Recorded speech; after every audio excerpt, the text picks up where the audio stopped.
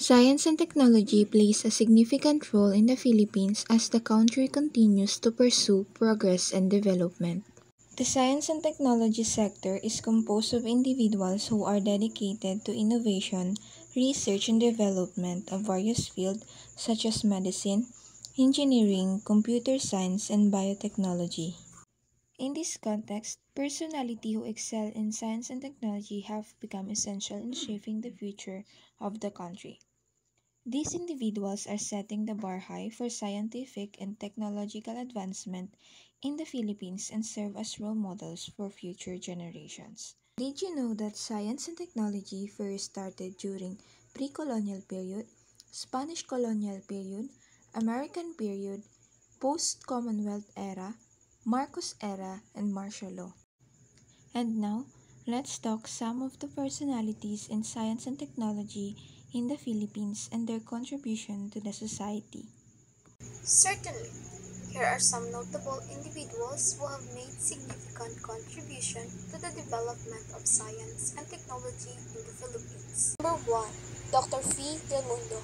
She was a renowned Filipino pediatrician and the first woman to be admitted to Harvard Medical School. Dr. Del Mundo made significant contribution to child health care and invented several innovative medical devices. Number 2. Diosdado Banatao, a Filipino-American computer engineer. Banatao invented the first single-chip graphical user interface accelerator and co-developed the chipset that pioneered the PC industry. Number 3. Dr. Jose Rizal.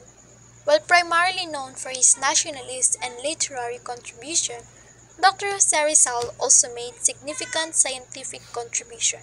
He explored various fields, including ophthalmology, engineering, and languages. Number 4. Dr. Angel Alcala, a marine biologist and environmentalist.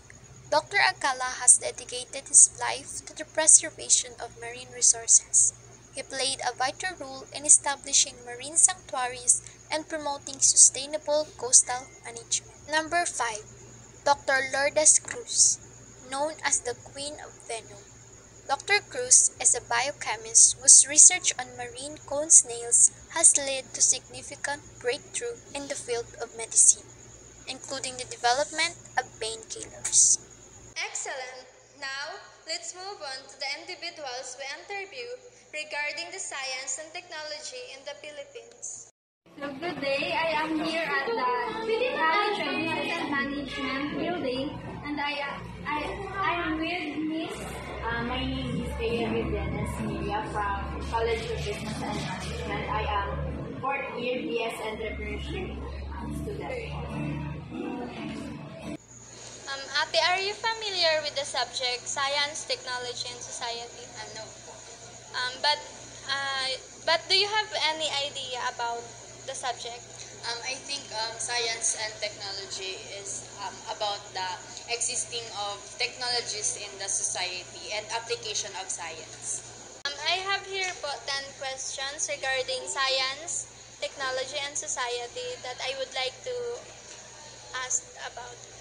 Number 1 po is, who are some famous personalities in science and technology in the Philippines? As of now, I only know few scientists, which is Dr. Jose Rizal and Dr. Lourdes Cruz.